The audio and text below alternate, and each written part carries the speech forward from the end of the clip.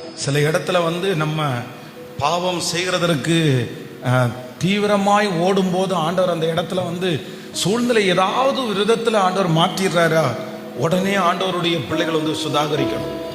ஏதோ ஒரு விதத்தில் ஆண்டவர் உங்களுக்கு எச்சரிப்பு தருவார். சிலருக்கு சொப்பனத்தில் எச்சரிப்பு தருவார், சிலருக்கு சில மனிதர்கள் மூலமாக எச்சரிப்பு தருவார், சிலருக்கு ஆண்டவர் வார்த்தையை பேசும்போது உங்களை தடுத்து நிறுத்துகிறதற்கு ஆண்டவர் என்னென்ன முயற்சி எடுக்கணுமோ எல்லா முயற்சியும் ஆண்டவர் எடுப்பார். ஆனால் நீங்கள் எப்பொழுது அதற்கு இடம் கொடுக்கிறீர்களோ, அதை நீங்கள் மதிக்கிறீர்களோ, சரி ஆண்டவர் தான் நம்மளை தடுத்து நிறுத்துறாரு, ஆண்டவர் தான் வேண்டான்னு நினைக்கிறாரு அப்படின்னு நீங்க எப்ப ஆண்டவருடைய அந்த வார்த்தைக்கு நீங்க செவி கொடுக்குறீங்களோ அப்பதான் ஆண்டவர் என்ன பண்ணுவாருன்னா, கர்த்தர் இன்னும் உங்களுக்காக போராடுவார். அதான் வாக்கு கடங்காத பெருமூச்சுகளோடு நமக்காக வேண்டுதல் செய்கிறவர்.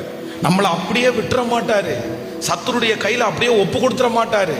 அவர் நமக்காக போராடுவார். ஏன்னா தன்னுடைய சொந்த ரத்தத்தையே நமக்காக அவர் சிந்தி இருக்கிறாரு. எப்படி விட்டுருவார் ஆண்டவர்? அவர் அவருடைய ஜீவனையே நமக்காக கொடுத்திருக்கிறார். அதனால உங்க மேல யாருக்கு பிரியம் இருக்கோ இல்லையோ, உங்களை சுத்தி இருக்கிறவங்க நிறைய பேர் நீங்க விழுந்து போட்டோம்னு நினைப்பாங்க. நீ விழுகிறத கை கொட்டி சிரிக்கிறதுக்கு அவங்க ஆசைப்படுவாங்க. நீ ஒன்றும் இல்லாம போகிறது தான் அவங்களுக்கு பிரியம், அதுதான் அவங்க நினைப்பாங்க. ஆனா ஆண்டவர் மட்டும் அப்படி விட்டுறவே மாட்டாரு. ஆண்டவர் மட்டும் நீங்க நல்லா இருக்கணும்ன்றதுல ஆண்டவர் ரொம்ப குறியா இருப்பாரு.